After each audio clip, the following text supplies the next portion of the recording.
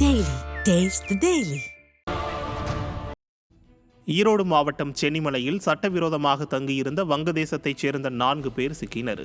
சென்னிமலையிலிருந்து அரச்சலூர் செல்லும் சாலை பகுதியில் உரிய அனுமதியின்றி தங்கி கட்டுமான பணியில் ஈடுபட்டு வந்த வங்கதேசத்தைச் சேர்ந்த 4 நபர்கள் பிடிபட்டனர். வெளிநாட்டவர்கள் சட்டவிரோதமாக குடியேறுவதை கூட அறியாத அளவிற்கு திமுக ஆட்சியில் காவல்துறை செயலிழந்துள்ளதாக மக்கள் குற்றம் சாட்டியுள்ளனர். கிருஷ்ணகிரி மாவட்டம் தேன்கனிக்கோட்டை அருகே தந்தையின் ஆடு மாடுகளை கொன்ற பாசக்கார மகன் சிக்கினார்.